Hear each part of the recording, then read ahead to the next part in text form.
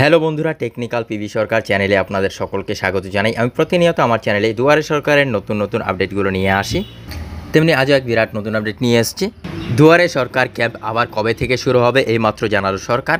রাজ্য সরকারের তরফে কি আপডেট রয়েছে বিস্তারিত জানতে পুরো ভিডিও দেখুন। পুরো ভিডিও না দেখলে কিছু বুঝতে পারবেন না, তাই পুরো ভিডিও দেখার অনুরোধ রইল আপনাদের সকলের কাছে। তাই আর দেরি না করে ভিডিওটিকে শুরু করছি। ভিডিওটি ভালো লাগলে লাইক করবেন, কমেন্ট করবেন, বন্ধুদের সঙ্গে শেয়ার করবেন এবং আমার চ্যানেলে নতুন হয়ে থাকলে চ্যানেলটিকে সাবস্ক্রাইব করবেন। ধন্যবাদ, পাশে থাকবেন।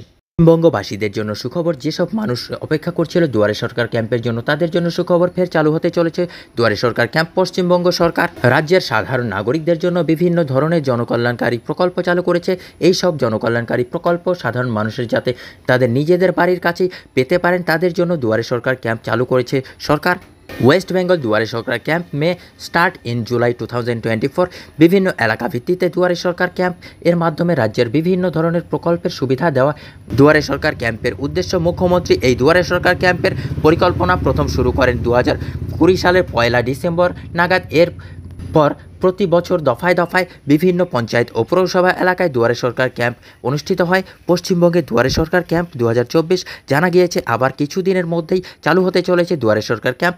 এই পরিসংখ্যান অনুসারে 50 লক্ষেরও বেশি ক্যাম্প করা হয়েছে। আর এই সকল ক্যাম্পে 10 কোটির বেশি মানুষ নিজেদের সমস্যার সমাধান করেছে। এছাড়াও এই দুয়ারে সরকার ক্যাম্পের মাধ্যমে 8 কোটি 86 লক্ষ মানুষের প্রদান করা হয়েছে বিভিন্ন সুবিধা।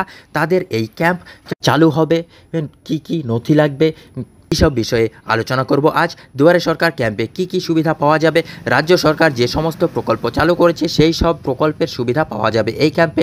এই দুয়ারে সরকার ক্যাম্পে মাধ্যমে রাজ্যের সাধারণ মানুষ কন্যাশ্রী, রূপশ্রী, স্বাস্থ্যসাথী, ঐক্যশ্রী, শিক্ষাশ্রী, তপশিলি বন্ধু, জয় জোহার, স্টুডেন্ট ক্রেডিট কার্ড, মৎস্যজীবী ক্রেডিট কার্ড, কৃষক বন্ধু, প্রতিবন্ধী সার্টিফিকেট ইত্যাদির জন্য আবেদন করতে পারবেন।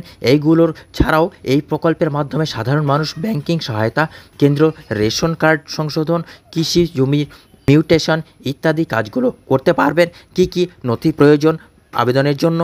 দুয়ারে সরকার ক্যাম্পে রাজ্যের বিভিন্ন প্রকল্পের জন্য আবেদন করার জন্য নির্দিষ্ট প্রকল্পের আবেদনপত্র পূরণ করার পাশাপাশি কিছু দরকারি নথিপত্র সঙ্গে নিয়ে যেতে হবে, যেগুলো হলো আধার কার্ড, ভোটার কার্ড, নির্দিষ্ট কিছু প্রকল্পের জন্য Swasthya Sathi card, caste certificate, mobile number, income certificate, ব্যাংকের পাসবই।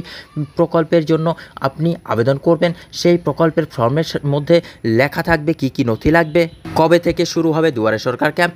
এখনও পর্যন্ত রাজ্য সরকার দুয়ারে সরকার ক্যাম্প কবে থেকে শুরু হবে তার কোনো নির্দিষ্ট তারিখ প্রকাশ করেনি। তবে জানা গিয়েছে জুলাই মাসের দ্বিতীয় ও তৃতীয় সপ্তাহ থেকেই ধাপে ধাপে বিভিন্ন এলাকাতে শুরু হবে দুয়ারে সরকার ক্যাম্প। আপনি যদি আবেদন করতে চান তাহলে আপনার নিকটবর্তী দুয়ারে সরকার ক্যাম্পে গিয়ে যোগাযোগ করতে পারেন। বন্ধুরা, এই ছিল আজকের আপডেট।